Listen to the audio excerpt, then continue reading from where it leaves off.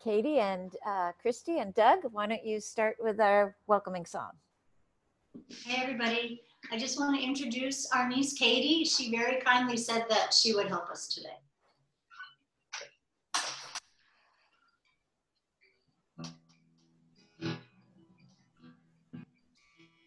Whoever you are, we welcome you. Wherever you come from, we welcome you. Whomever you love, we welcome you. Whoever you are, we welcome you. Wherever you come from, we welcome you. Whomever you love, we welcome you.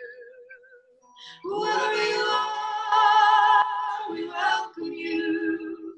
Wherever you come from, we welcome you. Whomever you love, we welcome you. Whoever you are, we welcome you.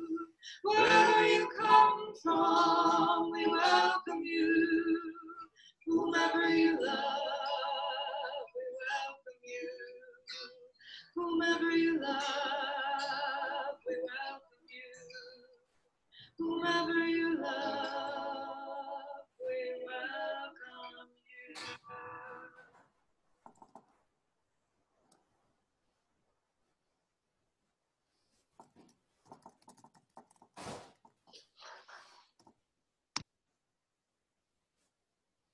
Nice guitar. Is that a Martin?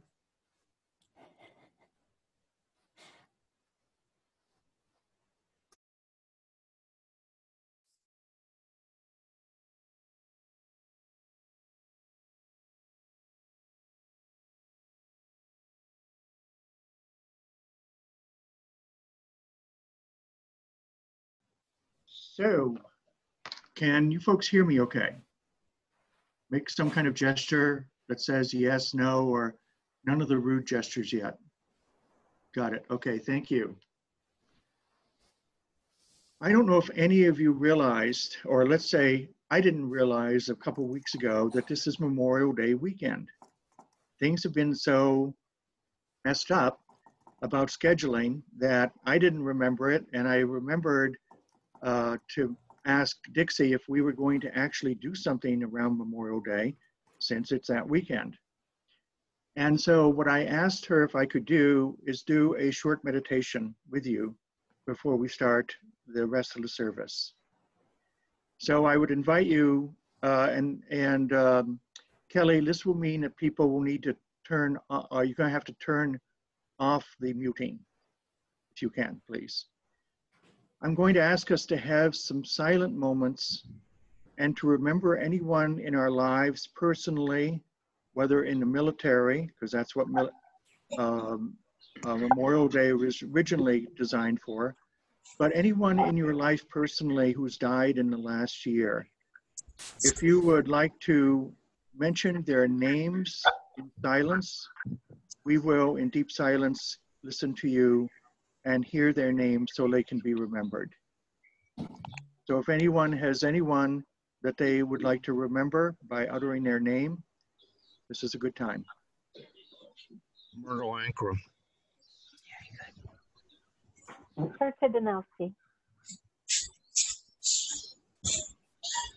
Maria Costis.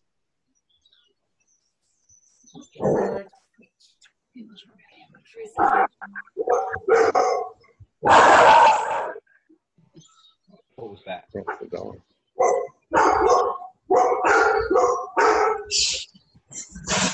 Somebody's dog.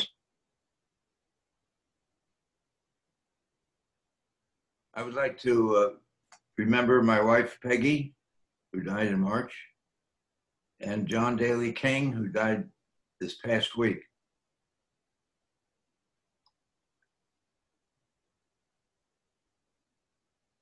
at John Daly King's viewing, well, it only had the ashes, but the blessing in the card was the old Irish blessing, may the road rise up to meet you, etc.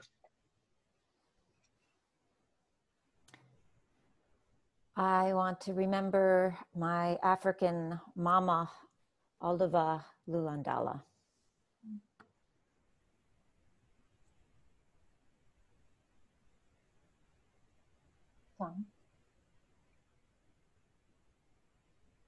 So let us remember these names as well as all the others of people in our stories and our hearts who have died in the last year, and particularly members of the military who have dealt with struggles that many of us cannot understand.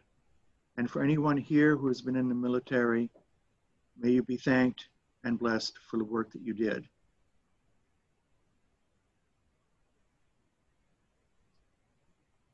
So the opening words this morning are from Carl Sagan, who many of you, I'm sure, remember his series Cosmos, which was, of course, very popular. He wrote an essay in 1969 under the very clever anonymous name Mr. X. And it was called, the essay was called On the Virtues of Marijuana. And he didn't dare have it published under his own name because of the intense pushback that he would have gotten. This is what he said: "The illegality of cannabis is outrageous. An impediment to full utilization of a drug which helps produce the serenity and insight, sensitivity and fellowship so desperately needed in this increasingly mad and dangerous world." And so my question, which we'll explore today, is that true? Thank you. And I believe now it will be Jackson who will be playing the prelude.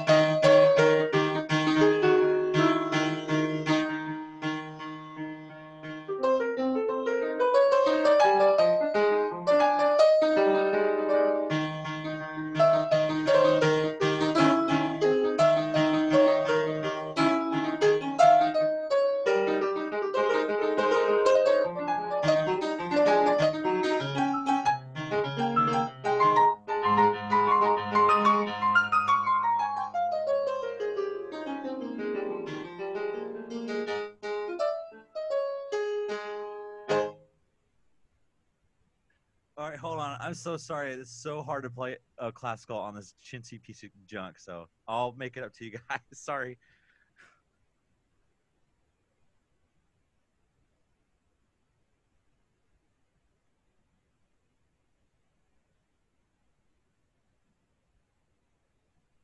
I invite you to hold up your chalices as you light them.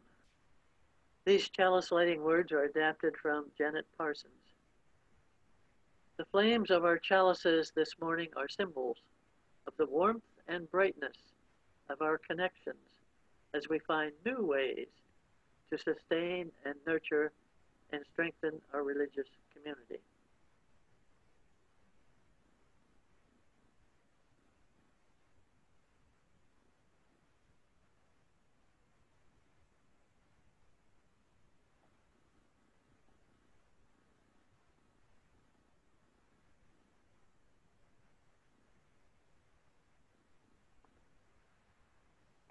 Tella, Emma, and Lulu will lead us in the Children's Bond of Union, followed by Diane Guthrie leading the 1898 Bond of Union.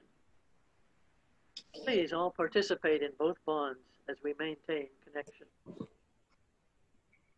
We are Unitarian Universalists, a people of open minds, loving hearts, and welcoming hands.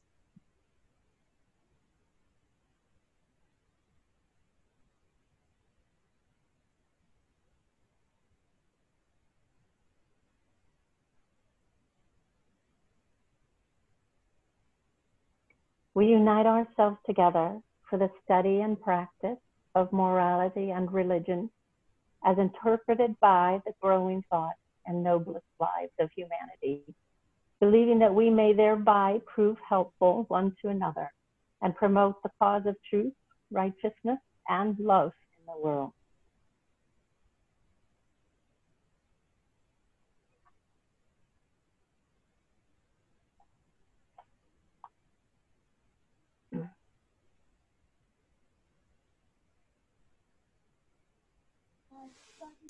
All right, I'm Candace Williams, and I'm going to be reading Betty Bunny Loves Chocolate Cake, written by Michael B. Kaplan, illustrated by Stéphane Georges. Betty Bunny was a handful. She knew this because her mother always said, "Betty Bunny, you are a handful." And her father always said, "Your mother sure is right about that." Betty Bunny knew that her mother and father loved her, and so being a handful must be very, very good. One day, after a healthy dinner of carrots, potatoes, and peas, Mother said, "Who wants dessert? I have chocolate cake." Betty Bunny, who was not very good at trying new things, announced, "I hate chocolate cake. Chocolate cake is yucky." "What's chocolate cake?" So her mother gave her a piece, and Betty Bunny tried it. It was the yummiest thing she had ever put in her mouth. "When I grow up, I'm going to marry chocolate cake," said Bunny Bunny. You can't marry a dessert," said her brother Henry. "Well, you could marry a baker who makes chocolate cake," added her sister Kate. "Or you could just buy your cake at the store, and then you don't have to marry anyone," said their older brother Bill. Betty Bunny thought about it for a while. "Nope," she finally said. "I'm going to marry chocolate cake." "Whatever," said Bill, "but you're going to have really weird-looking kids." That night, Betty Bunny's mother kissed her and tucked her in. "Good night, Betty Bunny. I love you," she said. Betty Bunny looked up into her mother's eyes and said, "Good night, Mommy. I love chocolate cake." The next day at school, Betty Bunny's teacher said, "Good morning, Betty Bunny. How are you?" Betty Bunny said, "I'm a handful and I love chocolate cake." Her teacher said, "A is for apple, B is for ball, C is for cat." Betty Bunny said, "A is for chocolate cake, B is for chocolate cake, C is for chocolate cake." During playground time, Betty Bunny tried to make chocolate cake by mixing water and dirt. It looked a little like chocolate cake, but it didn't taste very much like chocolate cake. Betty Bunny started to cry. "I want chocolate cake," she said. Her teacher told her that they had no chocolate cake at school, Betty Bunny said. "I hate school. School is yucky." After school, her mother drove her home. "How was your day?" she asked. "I ate mud," Betty Bunny answered unhappily. "I want chocolate cake." "Well, sometimes," her mother explained, "you can't have what you want right away, so you need to wait. And that's called having patience."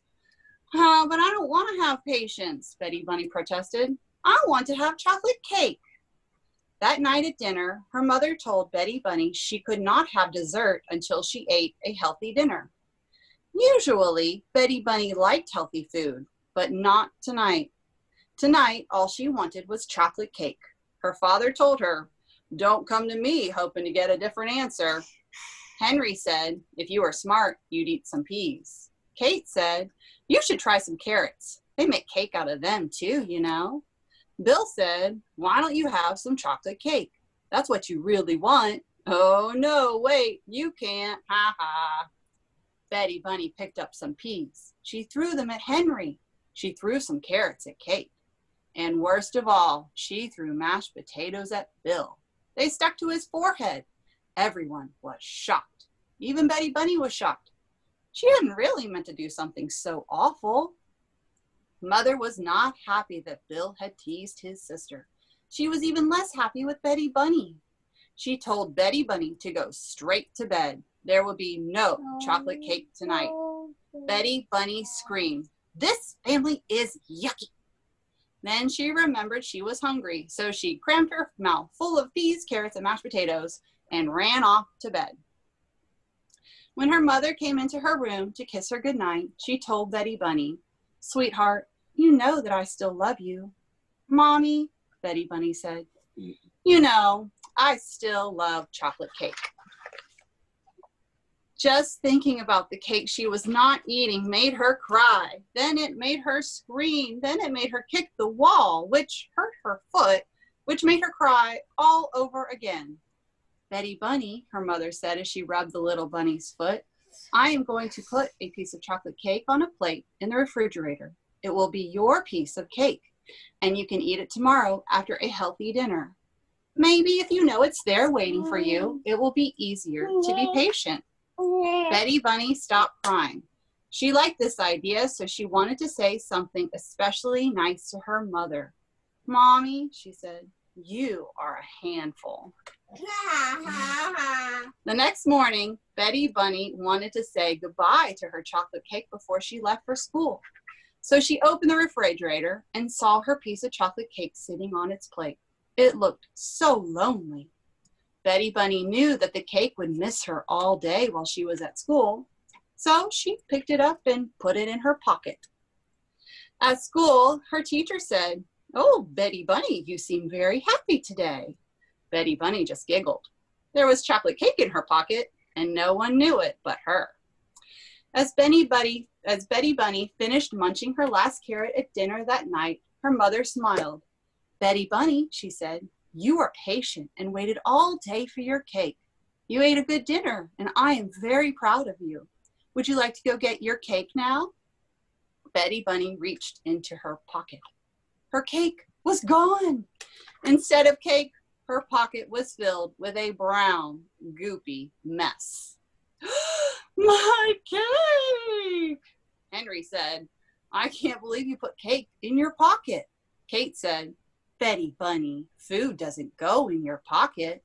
And Bill said, "Oh, I guess you can't marry that piece of cake now." Her mother got her a new piece of cake, and she explained that putting cake in your pocket is not really the same as being patient. Betty Bunny finally understood. She promised from now on she would be patient. And so the next morning, when Betty Bunny opened the refrigerator to say goodbye to her new piece of cake, she remembered that she couldn't put it in her pocket. And that is why she stuffed it very carefully into her sock. Now we will have hymn number 324, Where My Free Spirit Onward Leads, a traditional melody, words by Alicia S. Carpenter, the first verse by James Pearson, cello, and Hannah Olanrewaju, vocalist.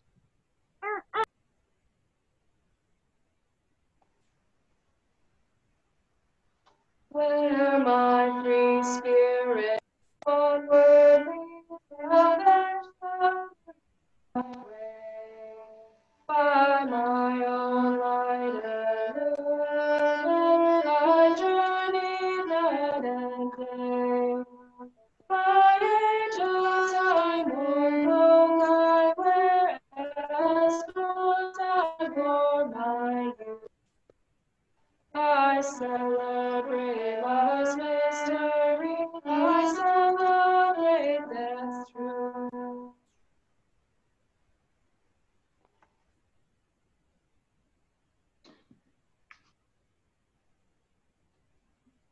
Well, thank you, everyone. I'm going to have to say a few words about the reading. I am sure many of us remember the name John Ehrlichman. He was a member of the Nixon administration hierarchy, a top advisor, and got caught up in the Watergate mess, and eventually went, after being in jail for a number of years, eventually went into private industry and was working in South Carolina, I believe. I'm going to do this reading, which some of you may see, and it's somewhat controversial. It was part of an interview by a reporter from Harper's Weekly in 1996 when he interviewed Ehrlichman and tried to untangle some of the whys of the Nixon administration and what was being done to promote essentially what became the war on drugs. There's some disagreement about whether these is an accurate statement or not. So please understand this is attributed to, but the notes from the reporter seemed to indicate it was correct. He had apparently asked Mr. Ehrlichman about just things in general about the drug war. And Ehrlichman stopped him. And he said this: "Do you understand what I'm saying? We knew we couldn't make it illegal to be either against the war or black. But by getting the public to associate the hippies with marijuana and blacks with heroin, and then criminalizing both heavily, we could disrupt those communities. We could arrest their leaders, raid their homes, break up their meetings, and vilify them night after night on the evening news. Did we know we were lying about the drugs? Of course we did." Now I'd invite any of us, especially of a, shall we say, older age, who lived through that era, to think back about what those comments mean and meant, and how they affected so many of us, not just then, but really down to the current day.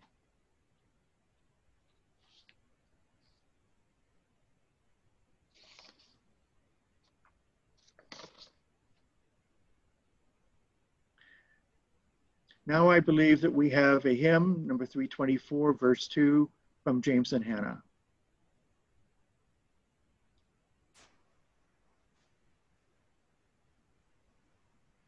My family is not confined to mother, maid, and child, but it includes all creatures, be they tame or be they wild.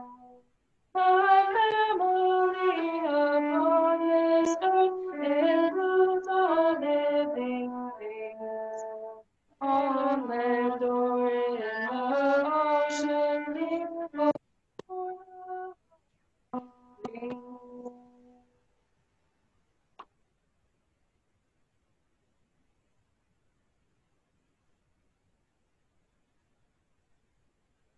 Thank you, James and Hannah. And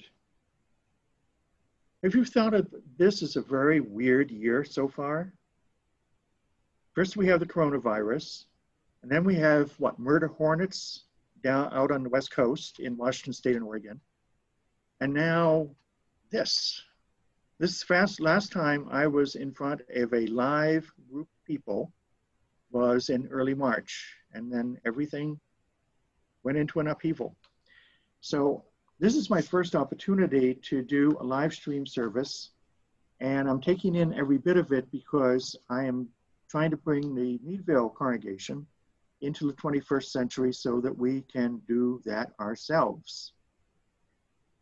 That said, I want to also say thank you to Kelly and to Candace and Jackson and Dixie and everyone else who was involved in planning this service. So this morning, we're going to take a little journey down memory lane. Now, the memories may not be terribly clear, and that's understandable, but we're going to talk about an ancient plant called cannabis with other names, pot, ganga, dope, weed, and about 1,200 other slang names from around the world. Those of us of a certain age will remember that whether one inhaled cannabis or not was a critical issue, whether they could be president of the United States. This was almost as powerful as whether one was a draft evader or not. And again, I'm sure some of us will remember that.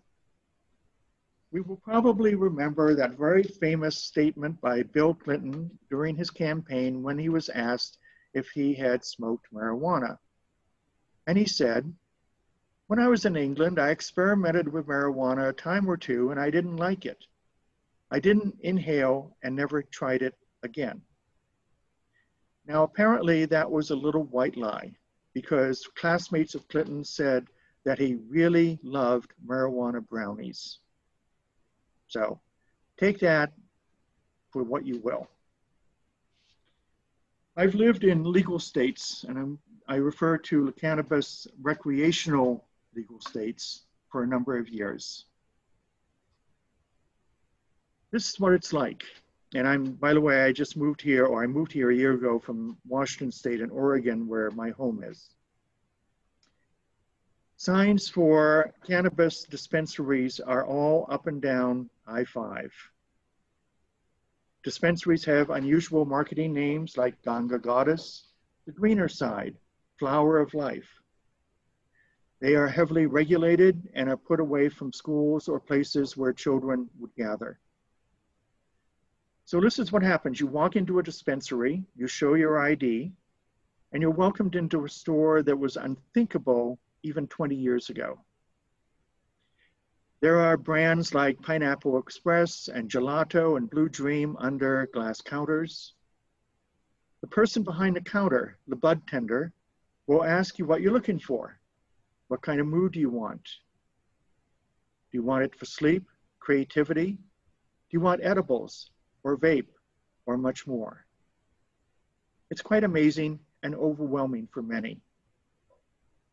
So this morning, I'm going to talk about how that has happened, and including in Pennsylvania, the strange history of cannabis in this country.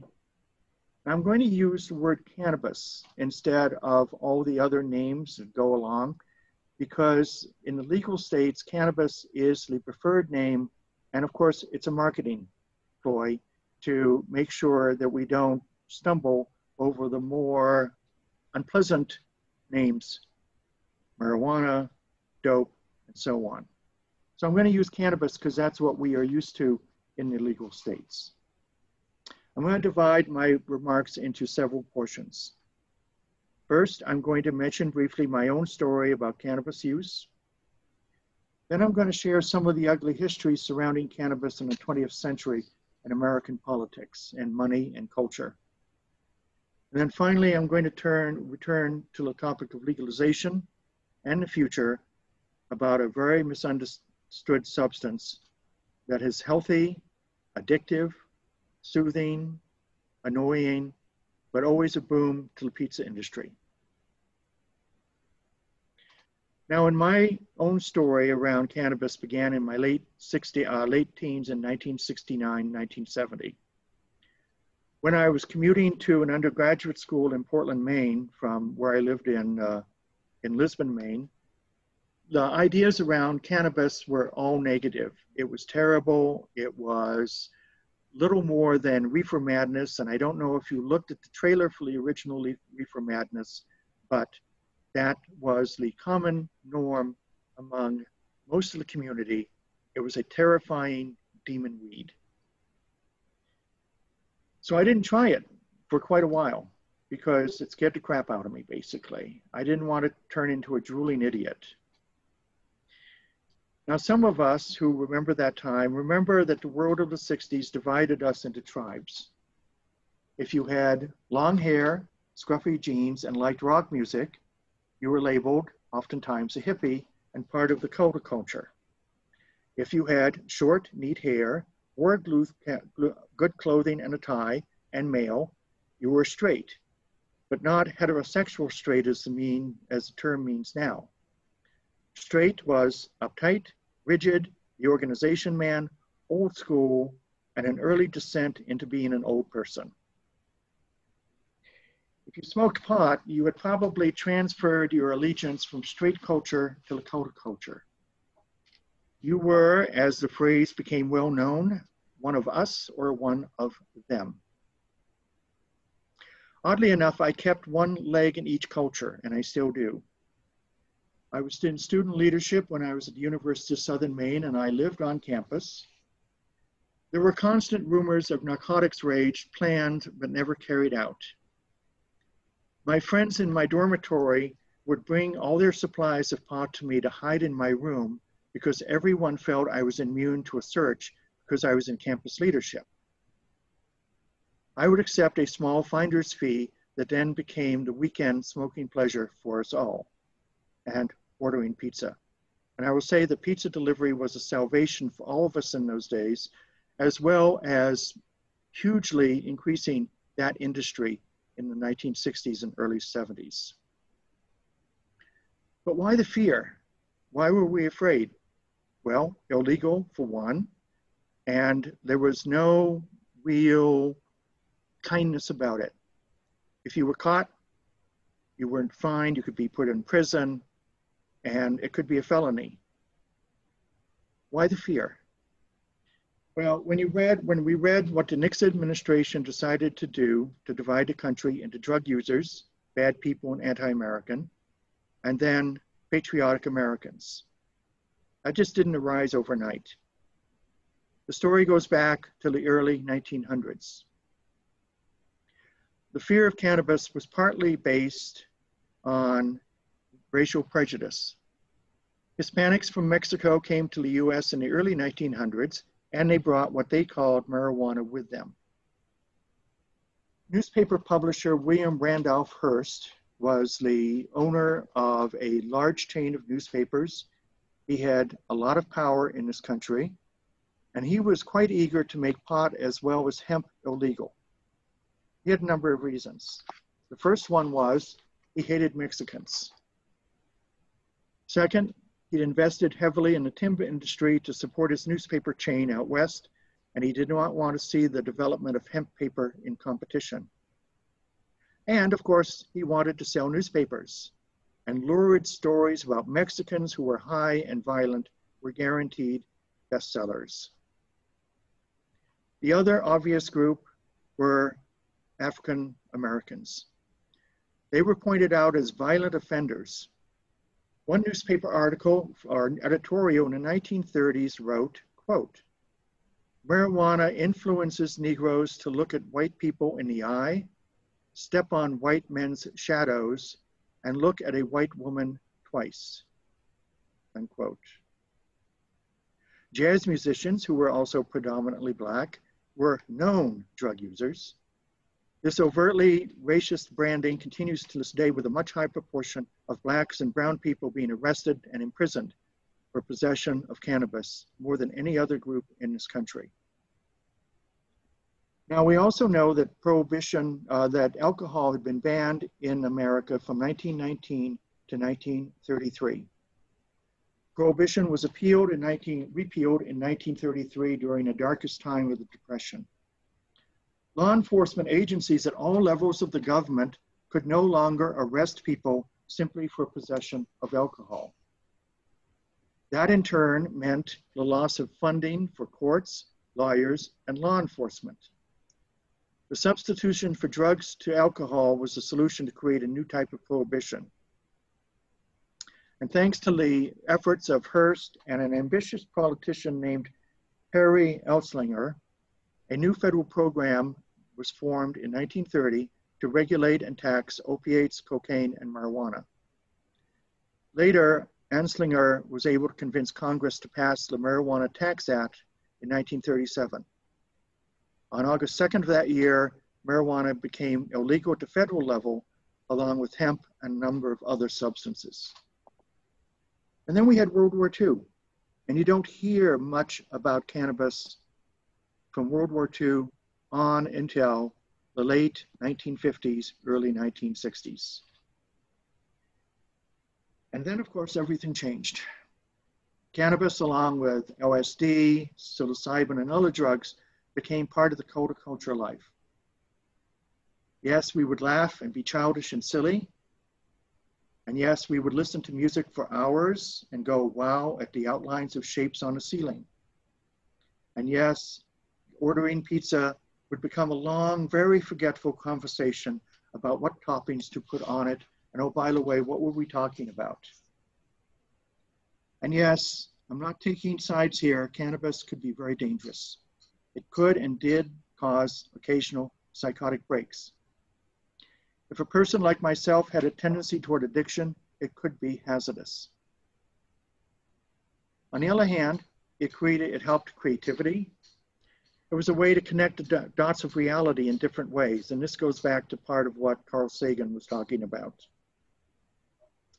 It was a social lubricant in groups, and we've learned in recent years how many medical applications it may have, and I'll say more about that in a moment or two. Now, the 60s are increasingly ancient history for many of us here. The music still resonates. We probably avoid thinking about how much we dressed those times. The fear of cannabis and other drugs still persists in this country to this day. Nonetheless, it's been a long and strange journey, as it might be said. Cannabis use is more frequent, than it's ever been. I have and will continue to use it as a relaxant and for pain reduction. I do have a state medical marijuana card, and I do occasionally visit the dispensary in Erie. That said, many of you know that I have been in recovery from alcoholism for almost 17 years. Why would I pick another substance that could be habit-forming, potentially addictive, and carry me away from the clarity of what my mind should be? Well, there are several reasons. First one is I enjoy it. It's more of a euphoric drug and not nearly as depressing and anger-making as alcohol. Depending on the strain, it can help with sleep and with my serious arthritis issues that I've had since an accident in 2003. That said, I'm very careful about use, and I try not to get too attached to it any time of the day or the week. But it does help my life. It can be habit forming, and yes, it can turn one into a couch potato, binge watching British food shows. And that's one reason why I tend to avoid it as much as I can for weight along with clarity issues. Second, and I also mentioned this earlier, it can help with pain from arthritis and can be an appetite stimulant when needed. I know many cancer patients and others who found that cannabis has less biological side effects than opiate pain pills. You all probably know of a type of cannabinoid called CBD, which has been very helpful for children and adults who have seizures, as well as ointments that handle muscle pain, back issues, headaches, and so on. The caveat: cannabis hasn't really been studied due to its illegal status at federal and many state levels. Much work is going on in the legal states to try to understand especially the medical properties and also any dangers of this particular plant, because it is far more powerful than it used to be, thanks to all the great genetic engineers who have been working with it for 50 years. Is it a cure-all miracle drug? No. Some of it is pure hype. But for most people, it is not a gateway drug to worse substances. For me, it has been very helpful. For others, maybe not. For some of you, perhaps yes. So what about the future? Especially in this very strange time we're in. Slowly, the legal states have shown probable outcomes for cannabis legalization. Tax collections for this new sin tax have soared in states where medical or recreational use have been legalized. Use of alcohol has tended to go down. The number of violent crimes, especially domestic abuse, seem to have also followed that trend in the legal states. Again, it is too early to know if that's really true, but that seems to be a trend. Many, many jobs have been created in the industry, and they continue to grow, not only in the United States and the States, but also in Canada. Those most impacted by arrests and convictions for cannabis possession and use are minorities, Black and brown Americans. Many of the state referendums, as well as the legislative process, have had parts of the law where wiping clean any cannabis misdemeanors along with financial support for starting new cannabis businesses, are part of recent laws, especially for minorities. And I believe one of the states where this is true is in Illinois, nearby us. People in law enforcement and legal states have told me that legalization has been a big benefit to their work. They can focus more on serious criminal activity, and the number of accidents, whether coincidentally or not, on the road have gone down significantly in the last several years, particularly involving either alcohol, meth, or cannabis. I'd like to close with one last insight about the cannabis issue. We don't know very much about the benefits or the harms that this plant has for human beings. It goes back millennia. Probably it originated in Afghanistan, and we really know very little about it. We know it can be addictive, or at least a habit forming. It can be a gentle relaxant. I would say, and I would suggest, that this is an alternative medicine that over time will create new ways for the body and mind to heal under supervision. This is also possibly, as an aside, the case with substances like psilocybin and LSD. And there have been a number of books and clinical tests coming out on that particular approach. The same may be true with cannabis. I suspect and hope that we're nearing the end of another failed prohibition era. Too many people have been incarcerated into the prisons for profit because of their use of this plant. In illegal states, the issue of cannabis is a non-issue. Dispensaries are in most towns on the corner. Children are protected. They aren't near schools. Crime hasn't increased. And statistics suggest that the use of opiates, heroin, meth, and alcohol is down. It's not a big deal in the legal states anymore. Someday we may hear conversations about cannabis similar to wine tastings, sipping microbrews, or discussing how CBD oil can soothe body pain. And we can actually even do that in polite company. I'm going to close with a quote from the late William F. Buckley, who was an intellectual conservative and one remembered for his skills at words. This is what he said.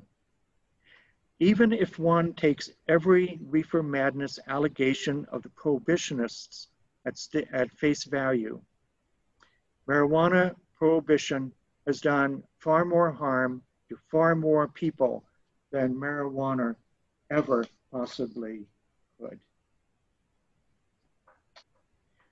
So those are my thoughts for today. I'm sure you probably have your own, and as adults, you have your own choices to make as far as whether I'm right or I'm wrong, or you don't know. I believe at this point we have another hymn, verse 3, number 324, from James and Hannah. Am I correct on that? So I am going to shut up because I want to hear them.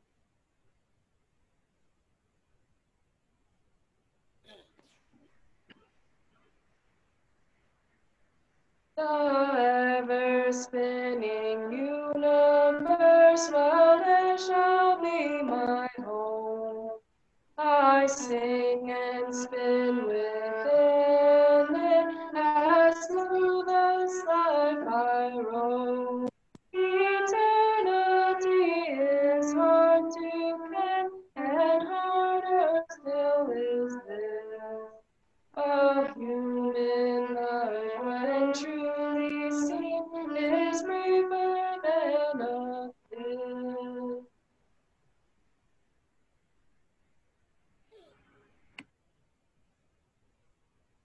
During the meditation music, we invite everyone to type a few words using the chat box for joys and concerns. You don't have to have a joy or a sorrow. Simply type in a few words about how you are feeling. Please don't respond directly to any entry. We quietly bear witness to each other's feelings. After the meditation music, Diane Guthrie will read aloud some of the expressions of feelings.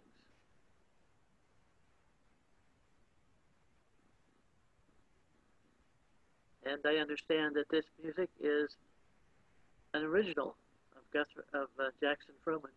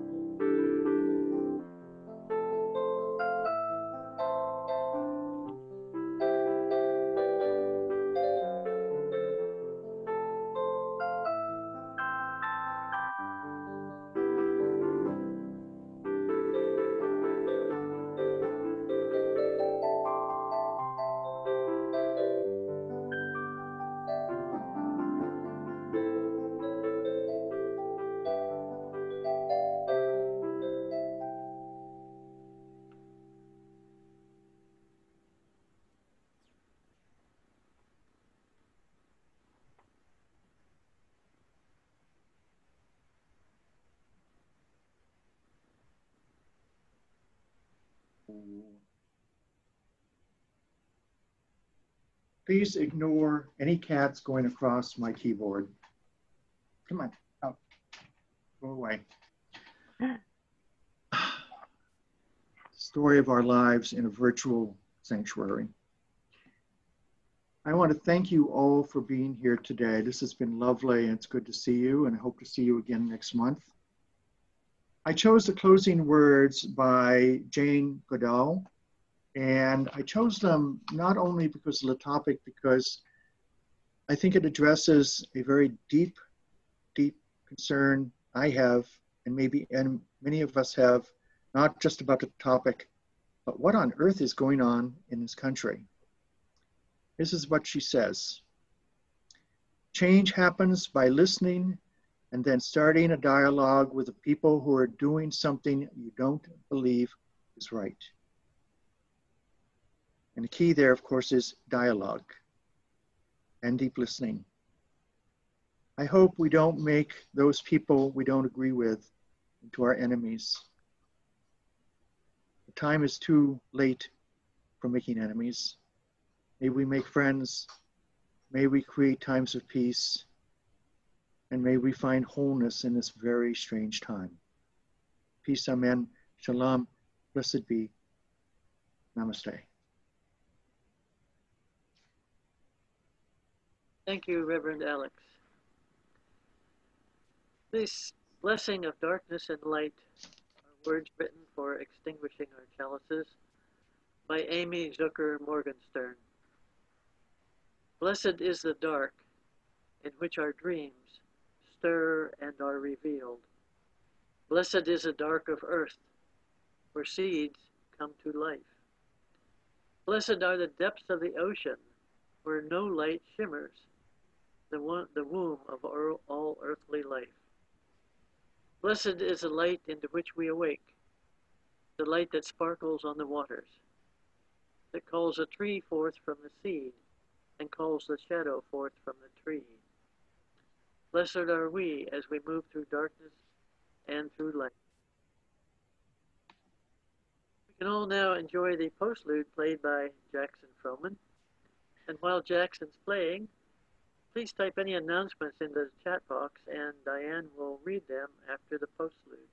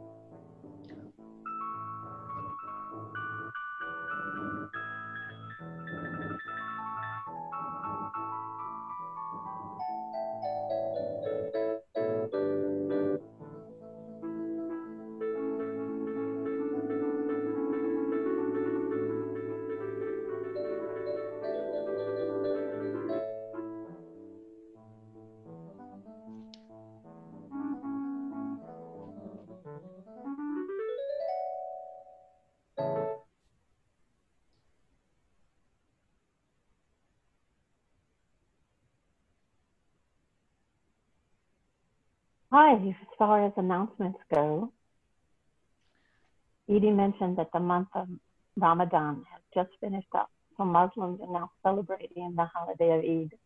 You can wish all your Muslim friends Eid Mubarak. Edie, correct me if I'm saying it wrong.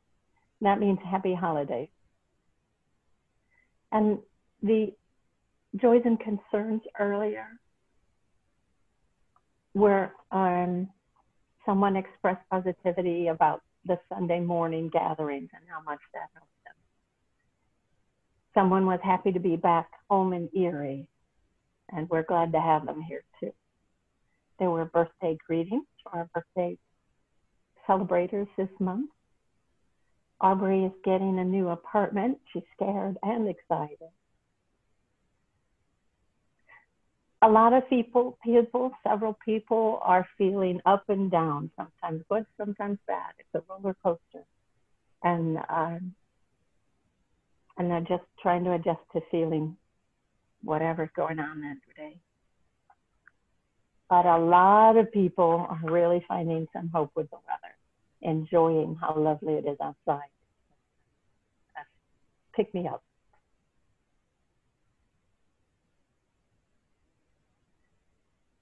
And that was that.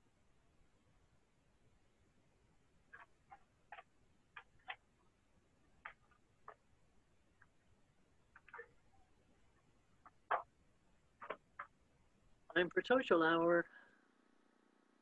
Yes. So yeah, and just to second that, we're looking for people who are interested in joining the board, and Tom Schladecker is still able to make masks for people. Yes. So thank you, everybody, and I'm going to get the breakout rooms going. All right.